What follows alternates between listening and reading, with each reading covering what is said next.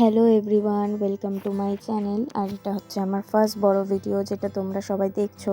অবশ্যই আরও দেখো, লাইক করো, সাবস্ক্রাইব করতে কিন্তু ভুলো না। যারা আমার চ্যানেলে নতুন তারা অবশ্যই কিন্তু চ্যানেলটাকে সাবস্ক্রাইব করে দিও আরও মজাদার ভিডিও দেখার জন্য।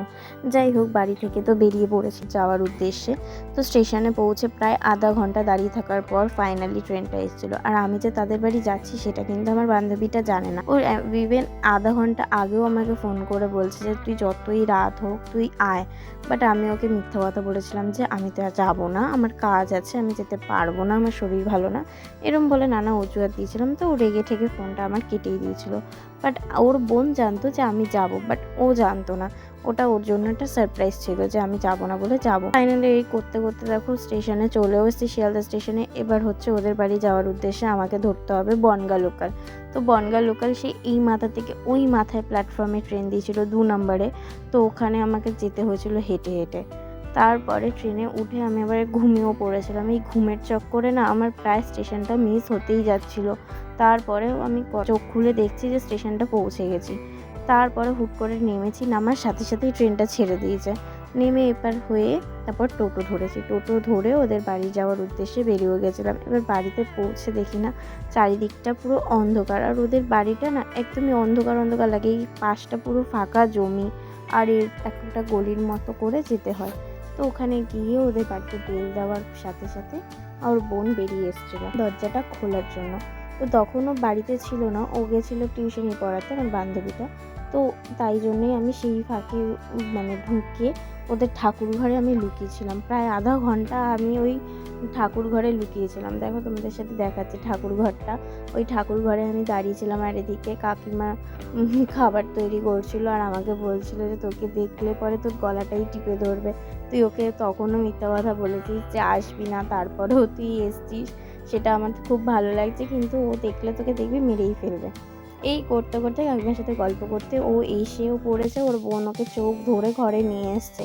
দেখো কি সুন্দর ডেকোরেশন করেছে, এবার ও তখনও জানতো না। আর আমি কি ওকে পেছন থেকে জড়িয়ে ধরে হ্যাপি বার্থডে উইশ করছিলাম। আর এত আমাকে কথা শুনিয়েছে যেগুলো আমি ভয়ে তোমাদেরকে শোনাতেই পারছি না। আমার খুব ইচ্ছে ছিল তোমাদেরকে পুরো ভয়েসটা শোনানোর, যে ও কী বলছে বা কিছু, কিন্তু ও যা যা বলেছে না আমি চাইলেও তোমাদের সাথে আর শেয়ার করতে পারছি। তো যাই হোক, আমি একটা ছোট্ট ওর জন্য উপহার নিয়ে গেছিলাম। তো সেটা ও খুলে এত খুশি হয়েছে, বলছে সারা রাত যেন তো ও যেই ঘরে ছিল সেই ঘরে একদম চোখের সামনেই ফটো ফ্রেমটাকে রেখে দিয়েছিল।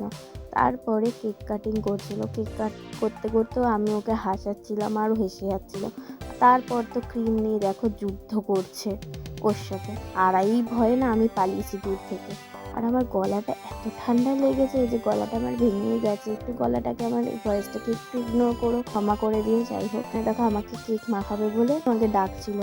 আমি তো কেকটা খেয়েই দেবো, আমি মাখতে দেবো না। ওর মাথার উপরে না একটা বেলুন ছিল, সেই বেলুনটাকেই ফাটানোর জন্য করছিলাম।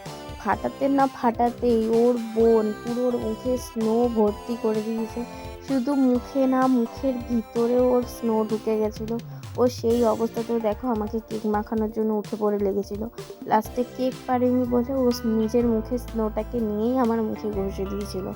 এরপরে ফ্রেশ হয়ে রান্নাঘরে চলে এসেছিলো পকোড়া ভাজতে। ওর সাথে আমিও একটু হেল্প করছিলাম। হেল্প বলতে আমি ভিডিও করছিলাম, আদারওয়াইজ আর কিচ্ছু না।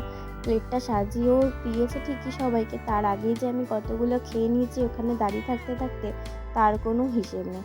তারপর এই হাসি মজা করতে করতে এই পকোড়া খাওয়ার পরে এই যে দেখো ও সুইটি চলেও যাচ্ছিলো। বাড়িটা অনেকটা দূরে ছিল, ও রাতে থাকতো না, তাই জন্য চলে গেছিলো। ওকে টাটা করে তারপর ডিনার করতে বসে পড়েছিলাম। ডিনারে ছিল চিকেন বিরিয়ানি, গোলাপ জামুন আর কেক। কেকটা তো ম্যান্ডেটারি ছিল, আর গোলাপ জামুন আমি খাই না বলে আমার জন্য আবার আলাদা করে রসগোল্লাও নিয়ে এসেছিলো। খাওয়া দাওয়া শেষে তারপর ওদের ঘরে গিয়ে ঘুমাচ্ছিলাম, শুয়েও পড়েছিলাম। দেখো ওইদিকে আমি ক্যামেরা দেখি আমার মুখ লুকাচ্ছে। তাই টাটা। সবাই কিন্তু আমার ভিডিওটা সাবস্ক্রাইব করে দিও।